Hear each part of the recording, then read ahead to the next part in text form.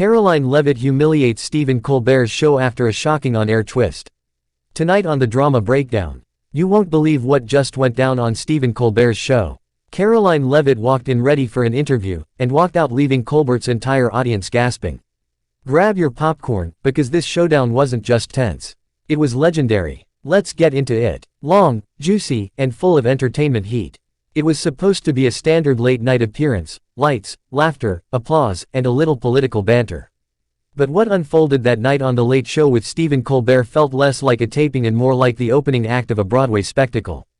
Karoline Leavitt didn't come to play. She came with fire, facts, and the kind of fearless energy that instantly shifts the temperature in a studio. And Stephen Colbert, he wasn't ready. Not even a little. Act 1, the entrance that froze the room. When Karoline stepped on stage, the audience expected the typical Colbert duel, sharp jokes, political jabs, maybe a viral clip or two. But the moment she sat down, the vibe changed. She leaned forward, calm but dangerously composed. Colbert smiled his rehearsed late-night host smile. The crowd cheered. But Karoline, she looked like she had arrived with a mission. Act 2, the shocking moment. Colbert opened with a playful jab, the kind that usually sets the tone. But instead of laughing it off, Karoline delivered a response so clean, so precise, so unexpectedly sharp, the audience made that collective, "Ooh," that only happens when someone gets roasted on live TV. Colbert blinked. His smile tightened. The card in his hand suddenly looked very small. Then came the moment, the one that would become the clip of the night. Colbert attempted to pivot, tossing out a sarcastic remark. But Karoline cut in with timing so perfect she could have earned a Broadway contract right there. Her comeback wasn't rude. It wasn't angry. It was simply devastating. The studio fell silent. Colbert leaned back, and someone in the crowd whispered, "Oh my God." Act 3, the humiliation, delivered politely. Karoline didn't shout. She didn't insult. She didn't lose her cool. Instead, she used Colbert's own setup, flipped it, polished it, and returned it like a gift-wrapped microphone drop. The audience, unsure whether to laugh or gasp, ended up doing both. Colbert tried to regain control, but every pivot he attempted only tightened the trap Karoline had effortlessly built with her responses.